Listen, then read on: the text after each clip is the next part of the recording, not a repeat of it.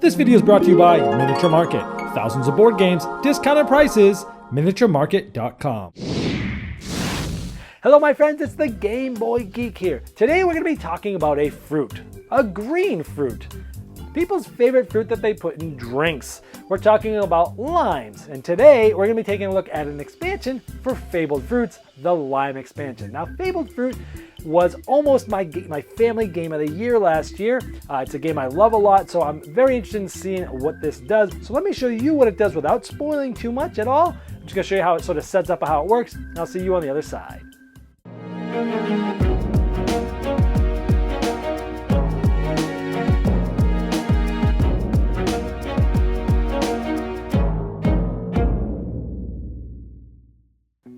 Now the Fabled Fruit, the Limes expansion, comes with 80 new cards, 20 different locations. All the locations have an L at the end for a lime and have a lime on there so you can tell them apart.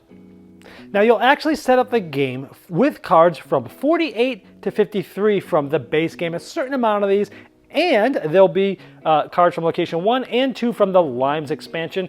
As total, there'll be 24 cards just like normal.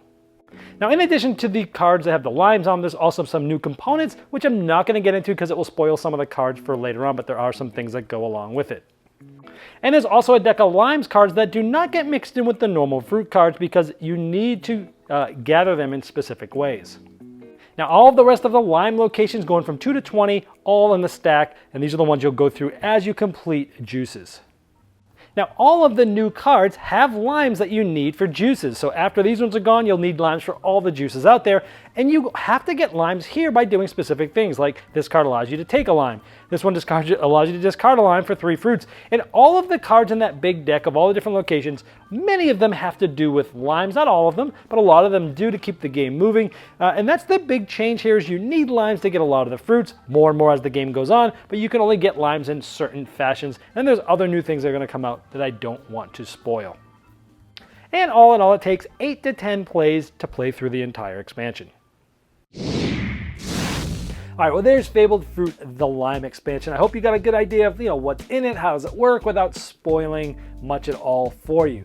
Now this game, I like that it picks up towards the end of the base game and that some of those cards need to be there because not all of them need to, right off the bat, have to have limes. You can kind of work through and get the ones that don't need them. And I like how it does that, and it has the ones that are some of the cards that allow you to use the multi-fruits. So I like how it sort of picks up towards the end of the other game.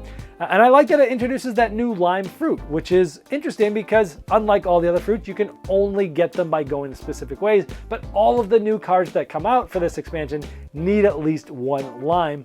So I think that's an interesting mix of change, sort of twisting and changing the way you need to think about things.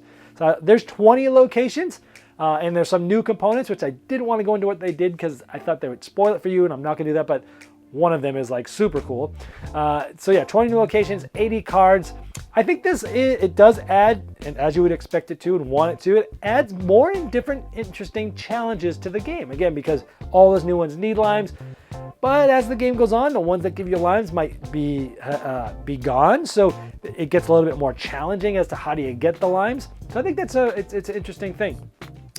It takes about 8 to 10 plays to finish this expansion, which is roughly about the same amount dollar per game that the original was, about $1.50 if you're buying this at my sponsor's Miniature Markets store, about $1.50 per game, which I think is a great value because just like the base game, you could play this one over even though after you've played it through because different ones are going to be you're going to be going first, you're going to have different ones out there.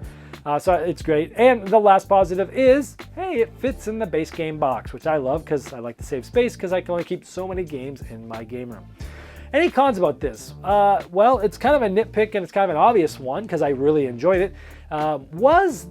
Some expansions you can just add in the games and it just gives you more replayability and more of the same and you sort of learn the rules as you go. And this is one of those ones that you can just learn the rules, but obviously you need to play this one after you've played the entire base game. I wouldn't play this with people who haven't played the base game because it's more challenging and you use the cards that are at the end, which you don't really want them to see anyway. So my only con, it's kind of a little nitpick, not a big deal, is that you can't just mix it in. You got to play it at the end of the original game. But overall, I really liked it. If you liked Fabled Fruit, this is really no-brainer. It's going to give you more of what you liked, give you a little twist, give you some more challenging things to do. So overall, I really enjoyed this expansion. That's Fabled Fruit, the Lime expansion. This video was sponsored by Miniature Market's Review Corner. The Review Corner features podcasts, video, and written game reviews by gamers for gamers. Miniature Market, the online gaming superstore. Thousands of board games, discounted prices. Check them out at miniaturemarket.com.